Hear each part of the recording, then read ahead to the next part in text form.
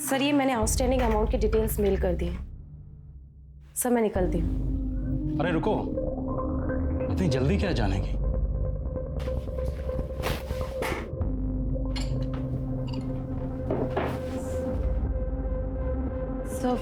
Sir मैं drink नहीं करती। लेकिन खुश तो करती हो ना? हुँ? आज रात मुझे खुश कर दो। क्या कहती है? ज्यादा ना सती सावित्री बनने की जरूरत नहीं है। मैं और नलिन तुम्हारे और मुकेश के बारे में सब कुछ जानते हैं। और सोचो, मुकेश की वाइफ को पता चल गया तो तुम्हारा क्या होगा? मुकेश तुम्हें धक्के मार के निकाल देगा। फिर तुम्हारी माँ का क्या होगा?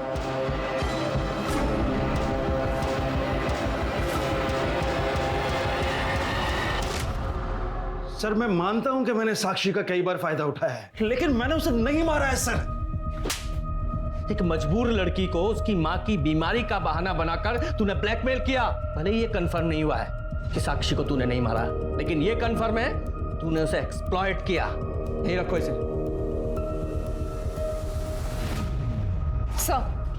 सर नारायणी के हिसाब से यही वो लड़का है जो साक्षी के साथ उस बंगले में आता था। ऐसा लग रहा है देखा है मैंने इसे, पर फिलहाल पहचान में नहीं आ रहा। हाँ देखा था। साक्षी के सीडीआर को चेक किया। सुरेश के बेटे आर्यन और साक्षी के बीच कई बार बात हुई। और सबसे इंपॉर्टेंट बात यह है कि साक्षी के मर्डर वाले दिन भी आर्यन ने साक्षी को फोन किया। यस,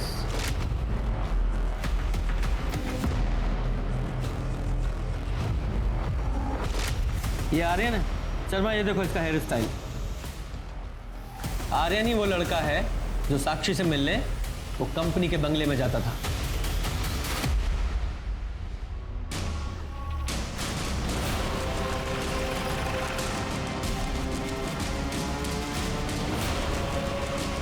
एक सेकेंड, पापा ऑफिस में नहीं है और ना ही नलिन अंकल। तेरे पापा तो ऑलरेडी हमारे मेहमान हैं, और अच्छा है नलिन में यहाँ नहीं है, क्योंकि तेरे से सवाल करते तो खामा-खा अड़ंगा लगाता। क्या? मुझसे सवाल? क्यों? केबिन में बात करें? केबिन में क्यों? यहीं कीजिए, सबके सामने। ठीक है, अगर तुझे प्रॉब्लम नहीं है तो यही पूछ लेते हैं। साक्षी को तू कितनी अच्छी तरह से जानता था? साक्षी मैं नहीं जानता था। झूठ बोलता है। इस कंपनी में एम्प्लॉय थी वो, और बोलता है नहीं जानता। हाँ मतलब मैं उसे एम्प्लॉय की तरह जानता हूँ, बट पर्सनली नहीं। तो फिर कंपनी के बंगले में उससे क्यों मिलने जाता था? एक सेकेंड, क्या बोले जा रहे हैं आप? कुछ ही मत बोलिए आप। कुछ भी नहीं बोल रहा हूँ। आई विटनेस है हमारे पास, जिसने तुझे और साक्षी को उस बंगले में कई बार देखा था। 4 मार्च को जिस दिन साक्षी का मर्डर हुआ, तेरे फोन की लोकेशन उसी बंगले के पास की है। बोल, क्यों मारा साक्षी को? क्यों मारा? बताओ वरना यहीं हड्डियां तोड़ूंगा मैं तेरी, वो भी सबके सामने। बोल। और क्या करता मैं सर? मैंने उस साक्षी को कितनी बार वार्न किया, उससे भीख तक मांगी कि वो मेरे पापा से नहीं मिले, पर वो मेरी एक नहीं सुनती थी। मेरी माँ उसकी वजह से कितना परेशान हो रही थी। नहीं, कहाँ था मतलब? ऑफिस में तो नहीं थे। सारे दिन ऑफिस में रहता हूँ क्या? बाहर मीटिंग्स भी होती हैं। हाँ, ऑफिस में साक्षी के साथ मीटिंग के लिए जगह नहीं मिलती तो बाहर मीटिंग करते हो। पापा, मेरे मामलों से ना दूर है। मतलब वरना क्या? हाँ बोलो, वरना क्या? अरे बात तो पूरी करके जाओ, वरना क्या? ये हमारी घर की हर रोज की कहानी हो गई थी सर, तो हमने सोचा कि हम ही इस झगड़े को सुलझा देते हैं।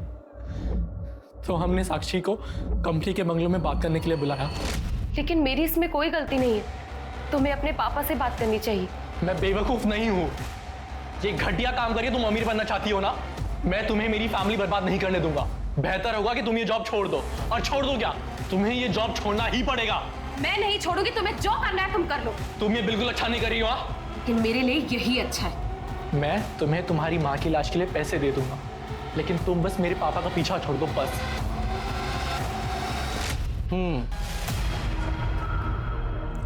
तो उस बंगले के पास में रहने वाली नारायणी को लगा कि तुम दोनों की लड़ाई दो प्यार करने वालों की नोकझोंक है, और तुम दोनों की आपस में लड़ाई हुई थी ना? साक्षी को मुझ पर विश्वास नहीं था। उसे लगता था कि मैं अपना प्रॉमिस नहीं निभाऊंगा, इसलिए उसने पापा से मिलना बंद नहीं किया। दिन पे दिन मेरे घर के हालात और ख़राब होते जा रहे थे। तो फाइनली मैंने गन का सहारा लिया। गन कहाँ से मिली? पापा की कार की सीट से। मुकेश अंकल की मौत के अगले दिन जब मैं हर रोज की तरह जॉगिंग पे जा रहा था, पापा बहुत गुस्सा होते अगर उन्हें मालूम पड़ता कि मैंने उनकी गन छुई है। इसलिए मैंने सोचा कि मैं उन्हें बताऊंगा ही नहीं। इसलिए पापा के डर से मैंने उस गन को सेफ जगह छुपा दिया। लेकिन सर स्ट्रेंजली पापा ने कभी उस बारे में जिक्र ही नहीं किया। कभी कभी तो मेरा मन करता था कि मैं पापा को ही मार दूं मैं, लेकिन पापा को मार के मेरी माँ को विधवा बना के सर मेरी प्रॉब्लम सॉल्व नहीं होती। तो मैंने फाइनली सोचा कि मैं एक आखिरी बार साक्षी को मिलता हूँ और हम फाइनली 4 मार्च को 6 बजे मिले। मैं अंदर नहीं जाऊंगी, तुम्हें जो बोलना है यही बोलो, और मैं इस जगह दोबारा नहीं आऊंगी। ठीक है, तो इसे मेरी फाइनल वार्निंग समझ ले और मेरे बाप से मिलना छोड़ दे। तो तू अपने बाप से क्यों नहीं बोलता कि वो मेरा इस्तेमाल करना छोड़ दे? मैं नहीं बोल सकती क्योंकि वो मेरी जरूरतें पूरी करता है और मैं उसकी। चुप हो जा, झूठ बोल रही है तू। तेरे बेटों को तेरी गन तेरी कार में से मिली थी और फॉरेंसिक से ये साबित हो चुका है कि वो वही गन थी जिससे मुकेश को मारा गया था।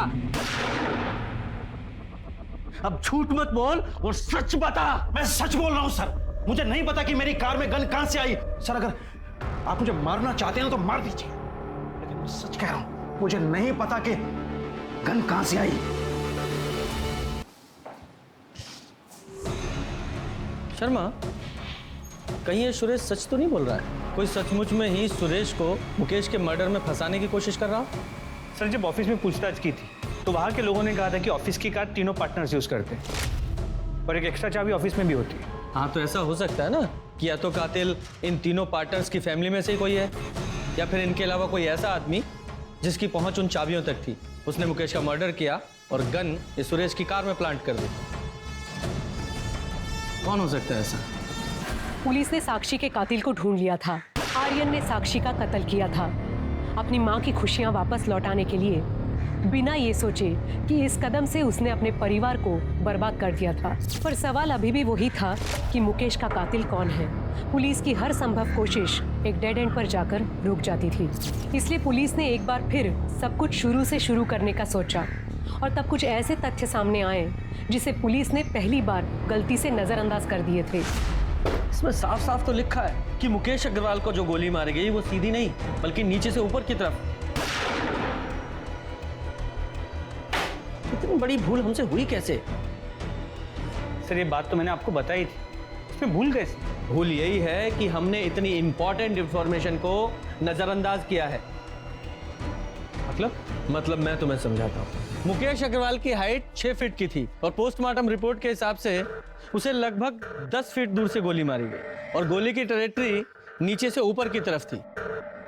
जनरली लोग जब शूट करते हैं तो वो चेस्ट पे निशाना लगाते हैं, लेकिन मुकेश को गोली शोल्डर पे लगी। इसका मतलब वो कोई प्रोफेशनल शूटर नहीं था जो सिर्फ 10 फीट की दूरी से सही निशाना नहीं लगा पाया। शर्मा, जरा शोल्डर को एम करो और शूट करो।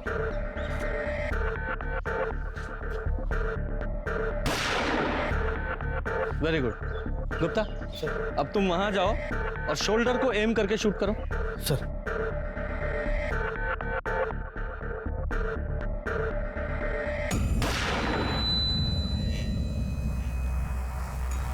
करेक्ट। शर्मा, जरा इधर आओ।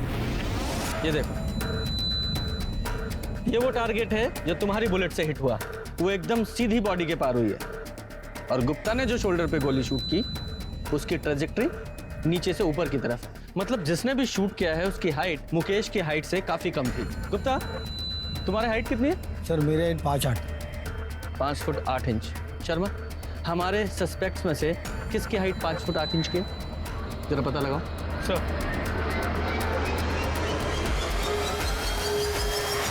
मुकेश मर्डर केस के सारे सस्पेक्ट सुरेश, उसकी पत्नी काजल, का बेटा आर्यन, मुकेश की पहली पत्नी प्रेरणा, उसकी बेटी नीति, मुकेश की पत्नी अलका और वो लॉयर परवेश और उसका बेटा कार्तिक, किसी की भी हाइट मुकेश की हाइट से या तो ज्यादा है या उसके बराबर है या बहुत कम है।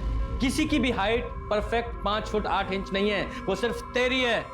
बता, क्यों मारा अपने फादर को? मैंने अपने पापा को नहीं मारा।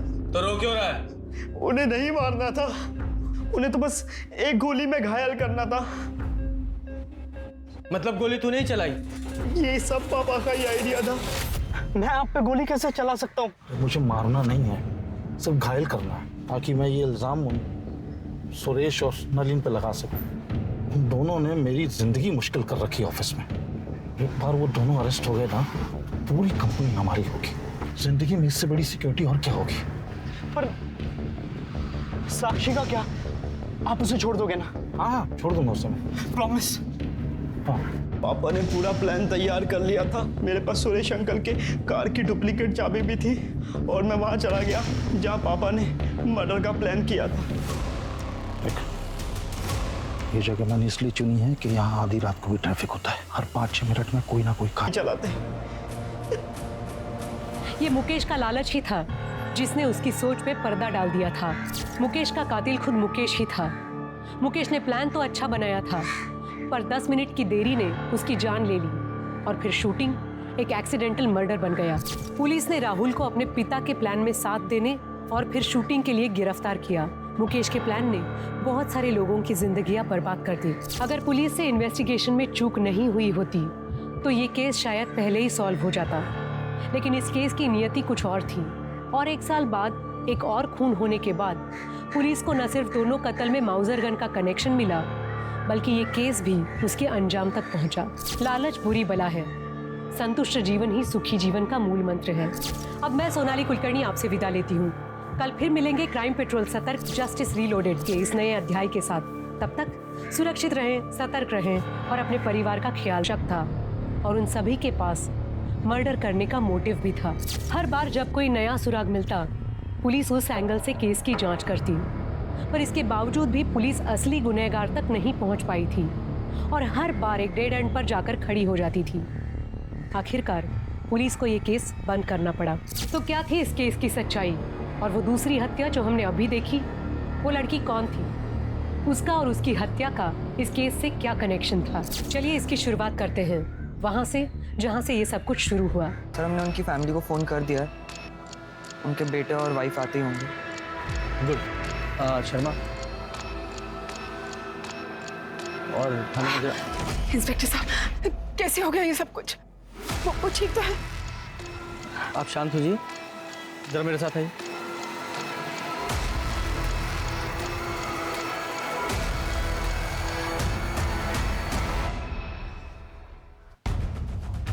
ये मुकेश जी ने अपनी रिकॉर्डिंग में कहा है कि उनके पार्टनर्स सुरेश और नलिन, उन्होंने उन पर हमला किया है। हो सकता है बिजनेस से रिलेटेड कोई प्रॉब्लम हो। आप बता सकती हैं उनका बिजनेस में कोई प्रॉब्लम चल रहा था क्या? इंस्पेक्टर साहब, इन्होंने अपने बिजनेस के बारे में कभी मुझसे कुछ डिस्कस ही नहीं किया और सच कहूं तो मैंने भी कभी उनसे पूछा नहीं। लेकिन ये सुरेश और नलिन, इनके साथ तो इनकी अच्छी पट्टी थी। जहां तक मैं जानती हूँ कोई प्रॉब्लम नहीं थी। कैसे कर सकते हो सर? डॉक्टर साहब, अब कैसे है वो? हम पूरी कोशिश कर रहे हैं। प्लीज सर, एक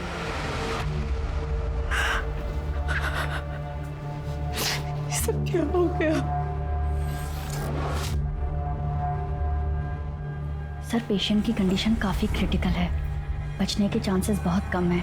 अगर आपको स्टेटमेंट लेनी है तो आप बात कर लीजिए। Thank you doctor. Mukesh ji, ये देखिए, ये रिकॉर्डिंग देखिए। आप बिना प्रेशर लिए सिर्फ इशारे में बताइए, क्या ये स्टेटमेंट आपने रिकॉर्ड किया अपनी मर्जी से?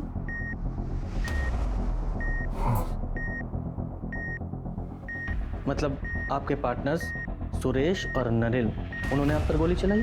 हाँ, मेरे पार्टनर ने गोली मारी और उन्हें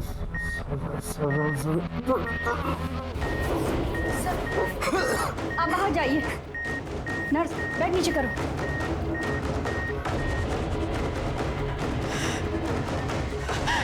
इंस्पेक्टर साहब, क्या हो रहा है? कैसे? देखिए, आप टेंशन मत लीजिए, ट्रीटमेंट चल रहा है, वो ठीक हो जाएगा। हाँ?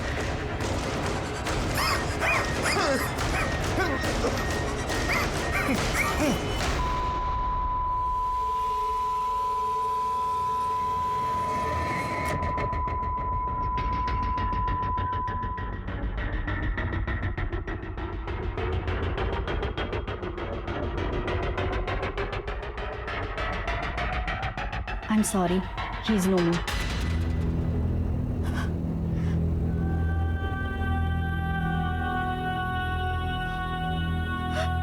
शर्मा, ये बॉडी का पोस्टमार्टम कराओ और सुरेश और नलिन दोनों को अरेस्ट करो तुरंत।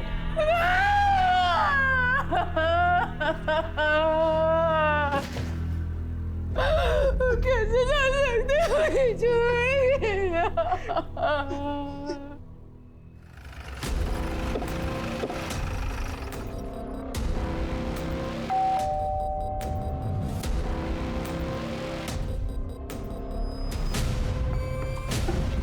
इतनी रात को कौन आया?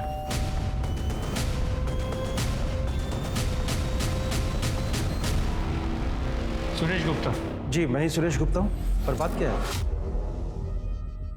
हम आपको अरेस्ट करने आए हैं। घर की तलाशी लो। अरे एक मिनट, अरेस्ट इसलिए? मुकेश अग्रवाल के कत्ल के जुर्म में। क्या? मुकेश का मर्डर? हाँ, अभी कुछ देर पहले ही मुकेश का मर्डर हुआ है MG रोड। मरने से पहले उसने तुम्हारा और सुरेश गुप्ता का नाम लिया। गुप्ता, पूरा घर चेक करो। मैडम। सर आपको कोई गलतफहमी हुई है। मेरे पति मुकेश जी को सपने में भी कोई नुकसान नहीं पहुंचा सकते। आपके पास इसके अलावा कोई प्रूफ है कि मेरे पापा ने किया है? आप वारंट लेके आइए। हमें हमारा काम पता है। इन्वेस्टिगेशन के बीच में बाधा मत डाली। मैडम पूरे घर की तलाशी ली, कुछ नहीं मिला और घर में दूसरा कोई है भी नहीं।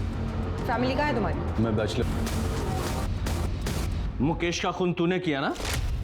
बोल बोल। मैंने बताया ना, मैंने किसी का खून नहीं किया। आवाज कम कर, झूठ बोल रहा है तू। वीडियो देखा ना तूने? मरता हुआ आदमी झूठ बोलता है क्या? हाँ? लेकिन सर ये कैसे पॉसिबल है? कल रात को मैं अपने बीवी बच्चों के साथ बर्थडे पार्टी में था। मेरे कजन के बेटे की बर्थडे पार्टी थी रेस्टोरेंट में। हमारे अलावा वहां 30 लोग और भी शामिल थे। आप चाहे तो उन सबसे पूछ सकते हैं। मैंने कहा ना मैं वहां नहीं था। आवाज नीची करके बात कर। अरे मैडम, मैं कल शाम 8 बजे से सुपर स्पेशलिटी हॉस्पिटल में था। मेरे पापा को हार्ट अटैक हुआ है। मैं रात में 1 बजे निकला हूं वहां से और सीधा अपने घर आया हूं। मैंने अपने क्रेडिट कार्ड से हॉस्पिटल की पेमेंट की। आप चाहें तो चेक कर सकते हैं। मुकेश ने कहा था कि कंपनी का 10 लाख रुपया तूने हड़पा है, उसका क्या? पैसे हड़पने का तो सवाल ही नहीं होता सर। पैसे मैंने नहीं बल्कि मुकेश ने लिए थे, वो भी पूरे 10 लाख रुपए अपने दूसरे बिजनेस को बचाने के लिए। उसने कहा था कि वो 6 महीने में सारे पैसे लौटा देगा। इनफैक्ट उसने पोस्ट डेटेड चेक भी दिए थे और ये सारे पॉइंट उसने स्टैम्प पेपर में मेंशन किए थे। और तूने ऐसा क्या किया था मुकेश के साथ जो इससे भी बुरा था? सर मैंने कुछ नहीं किया है, इस बात की मैं कसम खा सकता हूँ। हम तीनों पिछले 15 साल से पार्टनर्स हैं और हमारे बीच में कभी झगड़ा तक नहीं हुआ है। इनफैक्ट हम तीनों तो हर सुख दुख में एक दूसरे के साथ कंधे से कंधा मिलाकर खड़े रहे हैं। ये एलीट बिल्डर हम पे दबाव बना रहे हैं कि ये कंपनी हम उन्हें सेल कर दें, तो तुम लोग अपने अपने शेयर निकाल लो। मुकेश हम पार्टनर्स हैं, हम इकट्ठा मिलकर फाइट करेंगे। हाँ मुकेश, हमें कोई नहीं तोड़ सकता। जब तुम लोगों में इतना ही भाईचारा था तो मुकेश ने तुम दोनों पे इल्जाम क्यों लगाया? सर वो मुझे नहीं पता। हो सकता है कि किसी के दबाव में आकर उसने ये बात कही हो। किसके दबाव में? वो मुझे नहीं पता सर, लेकिन सबसे बड़ा प्रूफ ये है कि उस दिन हम दोनों MG रोड पर थे ही नहीं। सर सुरेश के बयान को वेरीफाई किया, वो सच कह रहा है। उस रात सच में वो बर्थडे पार्टी के लिए रेस्टोरेंट में गया हुआ था और रेस्टोरेंट के CCTV कैमरा में वो साफ नजर आ रहा है। रात के 1 बजे वो वहां से अपनी बीवी और बच्चे के साथ निकला था। तो सर चांस ही नहीं है कि रात 12 बजे वो MG रोड पे। सर परवेश और कार्तिक को लगभग 12 बजे के आसपास मुकेश MG रोड मिला था और उस वक्त नलिन सुपर स्पेशलिटी हॉस्पिटल में था, जहां पर उसने अपना क्रेडिट कार्ड यूज किया था बिल पे करने के लिए। हमने हॉस्पिटल और बैंक दोनों से वेरीफाई किया, इसलिए पॉसिबल ही नहीं है कि वो MG रोड गया। सर एक चांस ये है कि किसी कॉन्ट्रैक्ट किलर को यूज किया। हाँ, लेकिन मुकेश ने अपने बयान में साफ साफ सुरेश और नलिन का नाम लिया है कि उन दोनों ने उस पर गोली चलाई है, किसी और ने नहीं, और दोनों के पास बाइक भी है। लेकिन अभी तुम दोनों ने कंफर्म किया कि वो दोनों वहां थे ही नहीं। सर हो सकता है ये मुकेश झूठ बोल रहा हो। हाँ, लेकिन एक मरता हुआ आदमी झूठ क्यों बोलेगा? एक काम करो, ये परवेश और कार्तिक इन दोनों की डिटेल्स निकालो और ये मुकेश की फैमिली के बारे में पता करो। आपस में इनमें कोई प्रॉब्लम चल रही थी क्या? मुकेश के पेरेंट्स तो 10 साल पहले ही गुजर गए थे और मुकेश अपने पेरेंट्स के इकलौते थे। कल रात तुम कहाँ थे? सर मैं अपने कमरे में मूवी देख रहा था और फिर राहुल, राहुल, तेरे पापा को गोली लग गई है। क्या? हॉस्पिटल से फोन आया, चल जल्दी से। मैं तो बस किचन का काम खत्म करके सोने ही जा रही थी, अचानक कार्तिक का फोन आया कि हॉस्पिटल आ जाओ। मेरी तो कुछ समझ में ही नहीं आया। मुकेश तो डिनर करके बाहर वॉक करने गए थे। सुरेश और नलिन को कैसे पता चला कि मुकेश रात को डिनर के बाद बाहर वॉक करने जाने वाले? तो आपको भी लगता है कि सुरेश और नलिन ने मुकेश को मारा है? आपको नहीं लगता इंस्पेक्टर? I mean, मुकेश ने अगर कहा है तो सच ही कहा होगा ना। वो झूठ क्यों बोलेंगे?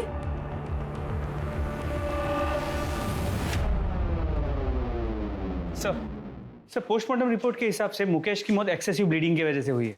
सर करीब 10 फीट की दूरी से मुकेश के कंधे पे गोली चलाई गई तो गोली की ट्रेजेक्टरी नीचे से ऊपर की तरफ है। सर हमने सुरेश और नलिन की स्टोरी वेरीफाई की और दोनों की कॉल रिकॉर्ड्स भी चेक किए। कॉल रिकॉर्ड्स में किसी हिस्ट्री शीटर या कॉन्ट्रैक्ट किलर का कनेक्शन नहीं निकला। सर शूटिंग का कोई आई विटनेस भी नहीं है और ना ही कोई सीसीटीवी कैमरा उस एरिया में है। रुको, आप ऐसे अंदर नहीं जा सकते। देखिए मैं 2 मिनट ही बात करना चाहती हूँ, प्लीज। इंस्पेक्टर साहब, मुझे पहचाना ना आपने? मुकेश की वाइफ। हाँ बोलिए। सर मैंने सुना है कि आप नलिन और सुरेश को छोड़ रहे हैं, क्या ये बात सच है? हेलो।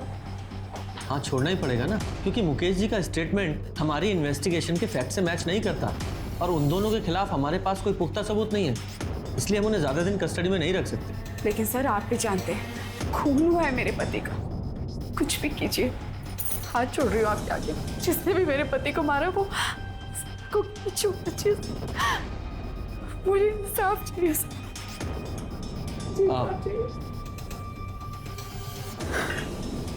आप बिल्कुल चिंता मत कीजिए, जैसे ही कोई प्रोग्रेस होगी हम आपको इन्फॉर्म करेंगे।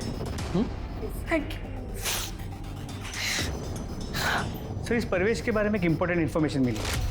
ये परवेश ट्रिनिटी बिल्डर्स का मेन लॉयर हुआ करता था 1 साल पहले तक, लेकिन किसी बात को लेकर मुकेश ने उसे कंपनी से निकाल दिया।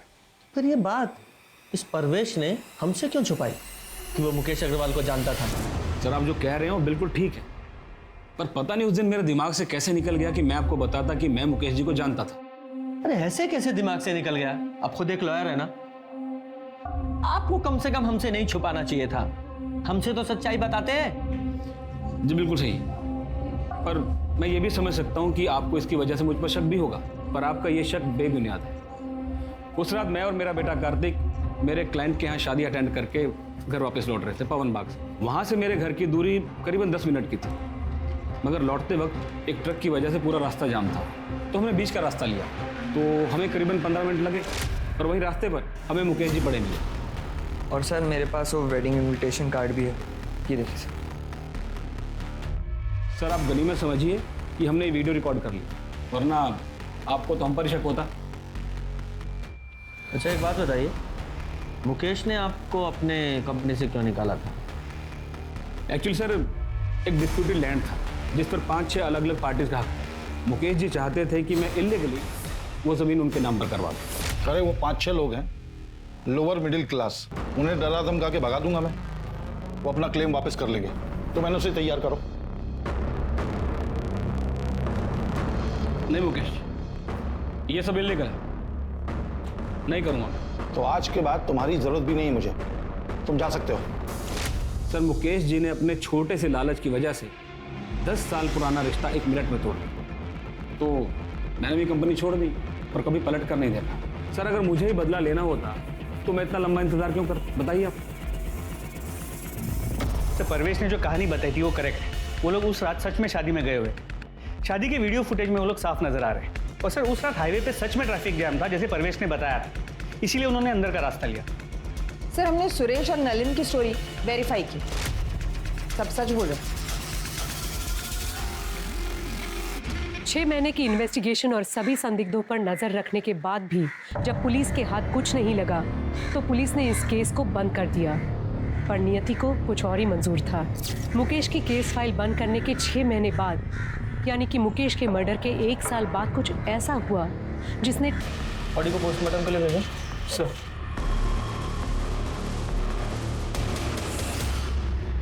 सर जिस लड़की की बॉडी हमें मिली थी उसका नाम साक्षी व्यास है। पर ये फोन जो उस बंगले में मिला था अनलॉक हो गया। ये फोन उसी का है। सर कॉन्टैक्ट लिस्ट में नाम देखिए। 3+ builders office, Mukesh Agarwal sir, Suresh Gupta sir, Nalin Sukhane. Mukesh Agarwal murder case? हाँ सर, और जिस बंगलों में हमें साक्षी व्यास की बॉडी मिली वो भी 3+ बिल्डर्स के नाम पर ही रजिस्टर्ड है। इन दोनों पार्टनर से फिर से मुलाकात करनी पड़ेगी। जी हम साक्षी को जानते हैं, हमारे यहाँ अकाउंट डिपार्टमेंट में काम करती है। मर्डर हुआ है उसका, वो भी आपकी कंपनी के बंगले में। क्या मर्डर हो गया? जी।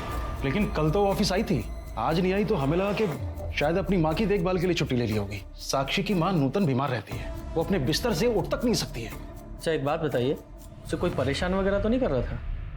नहीं। उसका कोई अफेयर वगैरह? नहीं ऑफिसर, ऑफिस में तो ऐसा कुछ नहीं था। और वो बाहर क्या करती है वो हमें नहीं पता, लेकिन हाँ व्यवहार में अच्छी थी और काम भी अच्छा करती थी। उसके घर का एड्रेस दीजिए और हाँ आपके स्टाफ से पूछताछ कर लें। हाँ श्योर।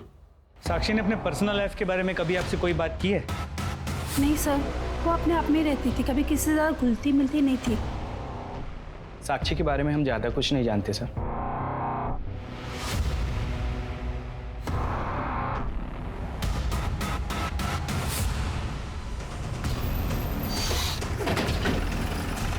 सही है ना?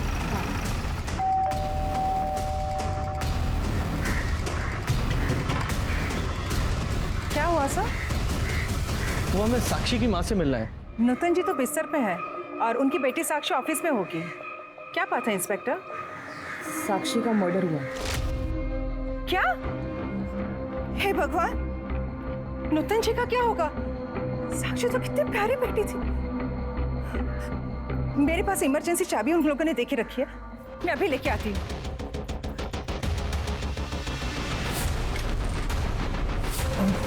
सर ऊपर प्लीज।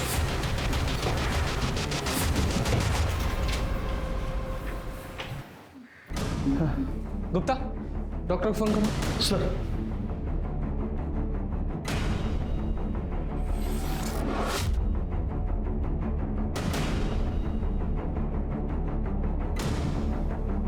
पूजा, जरा आप पड़ोस में साक्षी के बारे में पता करो। सर आप आइए। हाँ जी, आप ठीक है? पानी पियेंगे? भगवान साक्षी जैसी बेटी सबको दे। इतना साल से उसकी माँ बीमार रहती थी कि 3 साल पहले उन्होंने बिस्तर ही पकड़ ली, पर साक्षी उसने कभी हिम्मत नहीं हारी। मैंने तो साक्षी से कहा भी था कि अपनी माँ को ओल्ड एज होम में शिफ्ट कर दी। माँ की सेवा मेरे जैसे और कौन करेगा रंजना आंटी? और जब तक मैं हूँ, मैं किसी और से माँ की सेवा क्यों करवाऊँ? क्या साक्षी को कोई परेशान करता था, या फिर किसी से लड़ाई हुई हो, या फिर उसका कोई अफेयर वगैरह? नहीं नहीं मैडम, हमारा मोहल्ला तो बहुत सेफ है और साक्षी को नूतन जी की सेवा और उसकी नौकरी में से फुर्सत ही कहाँ मिलती थी जो वो कोई अफेयर बफेयर करे। तो इसका मतलब ये साक्षी एक आइडियल बेटी थी, एक अच्छी पड़ोसी भी थी। हाँ सर, मेरी राजीव सर से भी बात हुई। उन्होंने कहा कि साक्षी ऑफिस में भी बहुत अच्छे से काम करती है। सर लेकिन अजीब बात यह है कि साक्षी के ऑफिस में साक्षी के बारे में किसी को कुछ भी नहीं पता, और उससे अजीब बात यह है कि साक्षी के बैंक अकाउंट में कभी भी 3+ बिल्डर्स से कोई पेमेंट रिफ्लेक्ट नहीं हो रही। हाँ लेकिन हमने जब बैंक स्टेटमेंट चेक किया तो एक पेमेंट आई थी जो मैटरनिटी क्लिनिक को की गई थी। जरा पता करो ये पेमेंट क्यों की गई थी? जी मैम, 2 महीने पहले साक्षी व्यास ने यहाँ पे अबॉर्शन करवाया था। कंसर्न किसने दिया था? उसकी मदर नूतन व्यास, जो उसको यहाँ पे अबॉर्शन के लिए लेके आई थी। सर मैंने हॉस्पिटल का सीसीटीवी फुटेज चेक किया। जो औरत साक्षी के साथ अबॉर्शन के लिए गई थी वो 3+ बिल्डर्स के ऑफिस की एक एम्प्लॉई है। उसका नाम ज्योति है।